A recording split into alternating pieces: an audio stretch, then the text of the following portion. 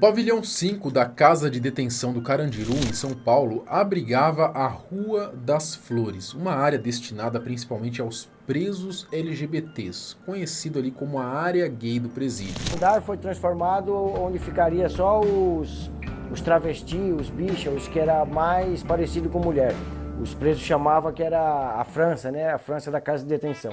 Apesar do ambiente prisional adverso, a Rua das Flores se destacava por ser um espaço mais organizado e, de certa forma, protegido dentro da hierarquia carcerária. Os próprios detentos da área decoravam o espaço com plantas, flores e cores, criando então um ambiente, uma atmosfera que contrastava com o restante do presídio. Ali havia maior convivência pacífica e solidariedade entre os internos, embora ainda estivessem sujeitos às regras e dinâmicas do sistema prisional. Nesse vídeo a gente vai conhecer mais sobre o pavilhão 5 do Carandiru e a conhecida Rua das Flores, o lugar onde os presos gays ficavam e como que uma epidemia de AIDS acabou com boa parte dele. Eu sou o Marcelo Milos, depois da vinheta eu te conto.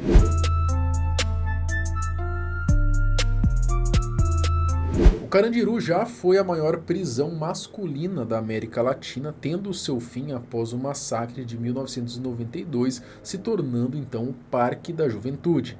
Já tem vídeo aqui no canal falando tudo sobre a penitenciária, desde a sua construção até o fatídico Dia das Mortes de 92. Mas hoje nós vamos falar de algo mais específico. A cadeia que recebia ali os mais diversos presos tinha a chamada Rua das Flores, que também era conhecida como a França do Carandiru. Esse lugar, digamos que pertencia à galera ali homossexual, né? E possui diversas curiosidades que a gente vai ver agora. A Rua das Flores. Cada pavilhão do Carandiru abrigava um tipo de preso, tudo para ajudar a manter a paz do lugar e evitar qualquer tipo de atrito. Um desses pavilhões era o 5, que tinha chamada Rua das Flores, onde ficava a galera homossexual que cometia algum tipo de crime e iam parar na cadeia. No início eram homens já mais afeminados, se a gente pode dizer assim, já se caracterizava de uma maneira um pouco mais feminina, e depois foi ali entrando homossexuais de maneira geral, né? De tudo quanto é tipo. Lá no Rua das Flores, porque antigamente aqui tudo era só menina que morava desse lado, né? Mas hoje em dia tem homem, tem biado e tem homem também morando, então, mas o nome foi batizado Rua das Flores, tá até hoje. Rua das Flores! Antigamente era separado, porque até no pavilhão 9 morava, no 8 morava, mas devido a muita briga, muita coisa, eles separaram e deixaram só aqui no pavilhão 5 mesmo. Muitos dos crimes cometidos era inclusive pela galera que fazia programa, né? Eles faziam ali a sua parte, o cliente muitas vezes não queria pagar e assim eles acabavam metendo ali a faca no caloteiro e iam parar no presídio. As travestis que eram presas passavam pela triagem e eram levadas para o pavilhão 5, que era conhecido como pavilhão de castigo, já que a cela isolada ficava por lá. Nesse pavilhão também costumavam ficar os prisioneiros que eram rejeitados pela maioria dos outros criminosos. O pavilhão 5 é o seguinte, mano, ele tem duas entradas, você tá ligado? Você entra de duas maneiras no pavilhão 5. Se você entrar por cima pelo amarelo, seguro, poucas ideias, tiver amarelo na sua ficha, é seguro. E se você entrar por baixo, é isolada, é castigo, você tá ligado? E é sem retorno, porque na casa de detenção, antigamente teve uma época que é o seguinte, você arrumava uns buchichos no outro pavilhão, a polícia mandava você sem retorno, você tá ligado? Ou pro 6, você tá ligado? Ou pro pavilhão 5. No pavilhão 5 era na isolada, você tá ligado? Isolada, eram as celas que tinha embaixo ali, mano. Você tá ligado? Bem no pátio ali, meu.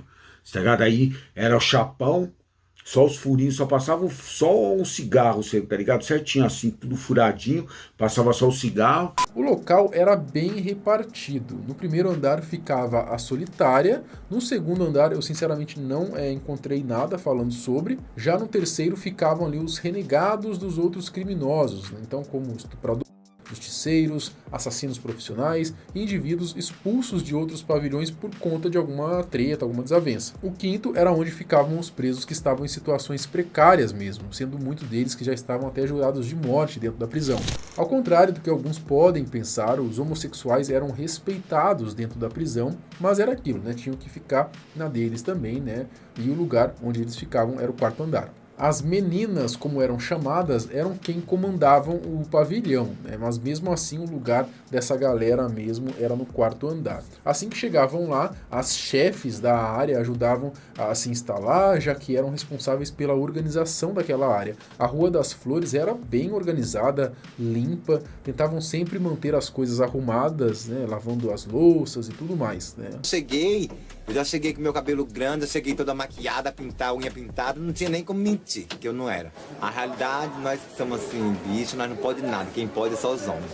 Nós podemos ficar quietinho e ficar quieta no lugar da gente. Lá dentro existiam até mesmo casamentos, tanto que isso foi até demonstrado nas telas do cinema. No filme Carandiru, teve ali a personagem Lady Di, que no longa acabou se casando com um médico conhecido ali como Sem Chance no presídio. O papel foi interpretado pelo Rodrigo Santoro, que inclusive falou que sofreu preconceitos por conta disso. Então eu vi pelo menos umas 20 pessoas saindo do cinema.